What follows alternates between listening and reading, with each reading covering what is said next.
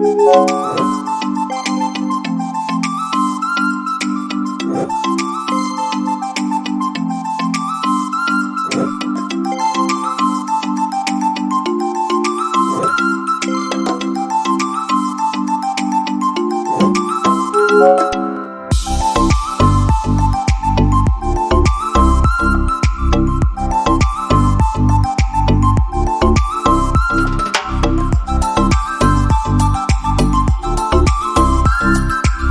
हम परमात्मा से कोई प्रार्थना करते हैं या मांगते हैं तो प्रकृति हमें वह सब कुछ देने को तैयार है, परंतु हम लेने को ही नहीं तैयार हैं। या दूसरे शब्दों में यूँ कहिए कि हमें अभी वह पात्रता या योग्यता ही नहीं विकसित हुई कि हम मनचाही वस्तु स्थिति ले सकें। देने वाला तो आपको सब कुछ दे सकता है, परंतु आप भी तो तैयार रहिए लेने के लिए। यदि आपने किसी से कुछ मांगा है तो उसके लिए अपनी समझ, पात्रता और क्षमता तो बढ़ाइए। आपने किसी बैंक से मानो 1 लाख रुपए लोन लिया तो बैंक तो आपको दे देगी। आप उन रुपयों का प्रयोग कहाँ, कैसे और कब करेंगे, इसकी रूपरेखा भी तो आपके पास होनी चाहिए, क्योंकि जब वही लिए गए रुपए आपको लौटाने पड़ेंगे तो आप ब्याज सहित कैसे अदा करेंगे, इसका भी चिंतन आपको करना ही पड़ेगा। ठीक यही फार्मूला प्रकृति पर भी लागू होता है। प्रकृति भी आपसे अनुदान के अनुसार समर्पण, उदारता, क्षमा, दया और परोपकार की अपेक्षा रखती है। पहले इन गुणों को ठीक से अपने में विकसित तो करो, फिर आप देखेंगे कि आपने जो कुछ भी मांगा या इच्छा की आपको उससे ज़्यादा ही मिलेगा। चाहो तो एक बार आजमा कर देख लो, आपको ऐसा लगेगा कि सब कुछ अपने आपके मन मुताबिक होता चला जाएगा। जो इच्छा करी हो मन माही, प्रभु प्रताप कछु दुर्लभ नहीं। फसल अगर बोई है तो तुरंत तैयार नहीं हो जाती। वृक्ष अगर लगाया है तो आनन फानन में उसमें फल लगकर पक नहीं जाते, उसमें भी समय लगता है। चूँकि प्रकृति का कार्य व्यवहार एक निश्चित गति और कार्य पद्धति से संपन्न होता है, तभी तो लोग कहते हैं कि समय से पहले और भाग्य से ज़्यादा कभी किसी को कुछ नहीं मिलता।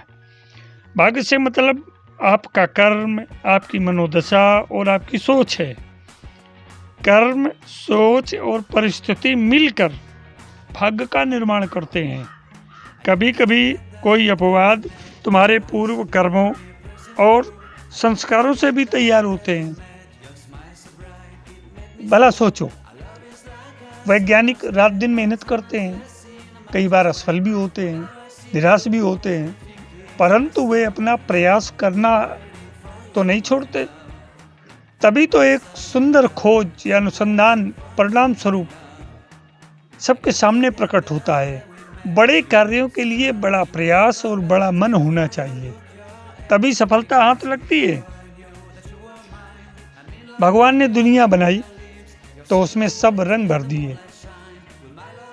आप जैसा चाहें वैसा चुनाव कर सकते हैं। व्यवसायी अगर व्यवसाय नहीं करेगा, नेता राजनीति नहीं करेगा, शासक शासन प्रबंधन नहीं करेगा, पुजारी पूजा नहीं करेगा, योगी योग नहीं करेगा, लेखक अगर लेखन कार्य नहीं करेगा, इंजीनियर तकनीकी ज्ञान में यदि निपुण नहीं होगा, बुद्धि चातुर्य नहीं होगा, तो फिर उन्हें सफलता कैसे मिलेगी। एक संगीतकार जब संगीत में नई धुनी खोजता है तो वह उस पर सैकड़ों बार रिहर्सल करता है, तब वह धुनी सफल हो पाती है। दुनिया में नज़र डालो, कल जो फकीर थे आज वे लक्ष्मीपुत्र और वैभवशाली हैं।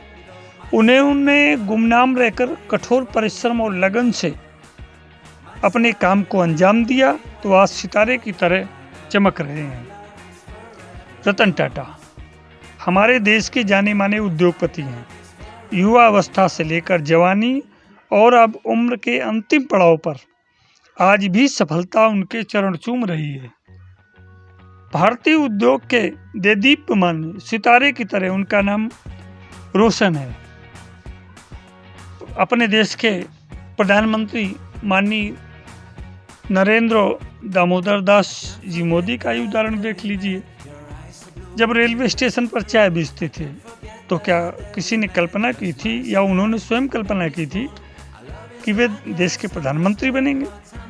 उसके पीछे उनकी लगन, कर्मठता और कुछ कर गुजरने की भावना ने उनको आज विश्व पटल पर लाकर खड़ा कर दिया। अमेरिका के संस्थापक राष्ट्रपति जॉर्ज वाशिंगटन एक गरीब किसान की बेटी थी। बाद में उन्होंने टुकड़ों में बटे अमेरिका को एकजुट कर प्रथम संस्थापक राष्ट्रपति बने।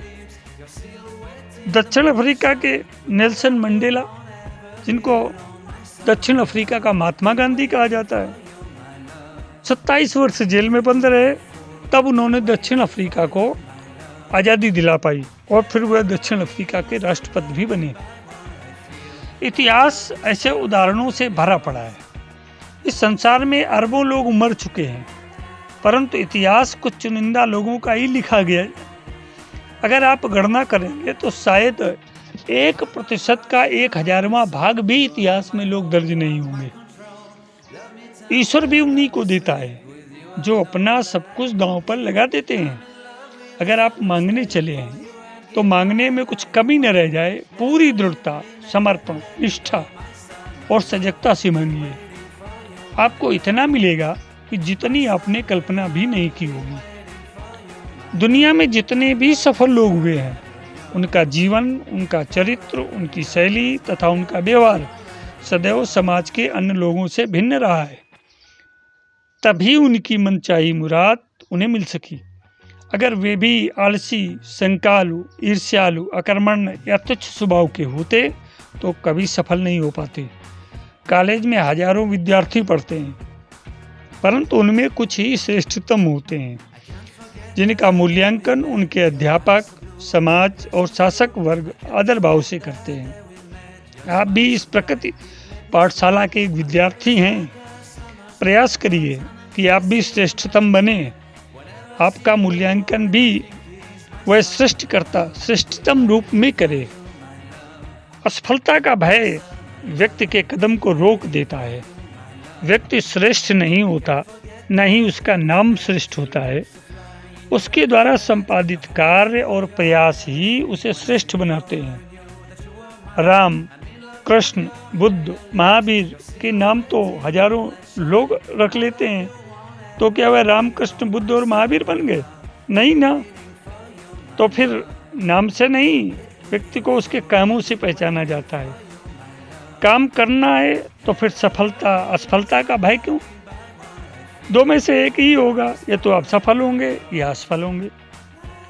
भगवान से मांगने चले हो और मन में ये भी कि पता नहीं हमारी मांगे वह वस्तुस्थिति हमको मिले या न मिले।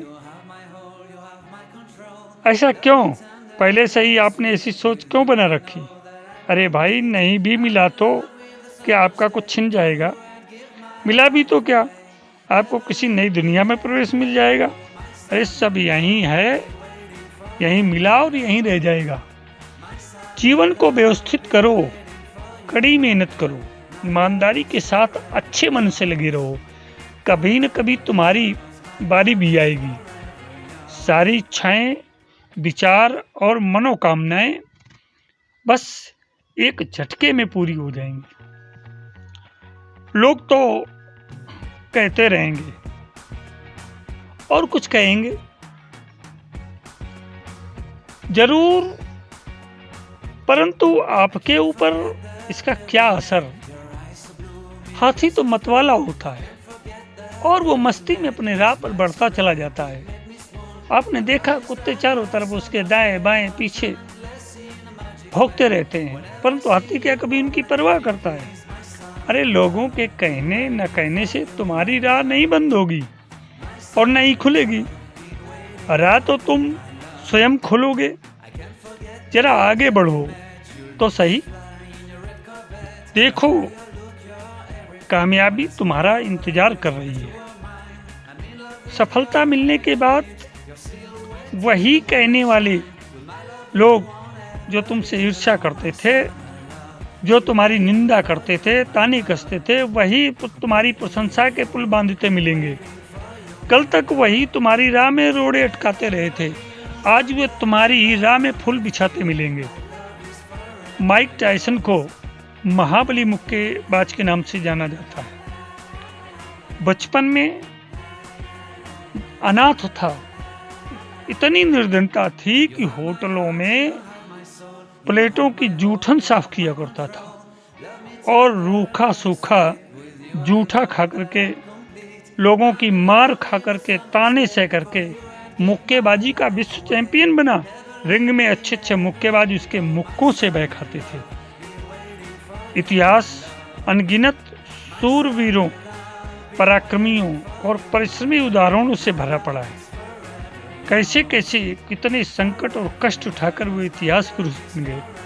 भला जरा श्री कृष्ण का जीवन तो देखो, जन्म लेते ही संकटों से गिर गए और जहां भी गए संकटों ने उनका पीछा नहीं छोड़ा, परंतु उन्होंने कभी मुड़कर नहीं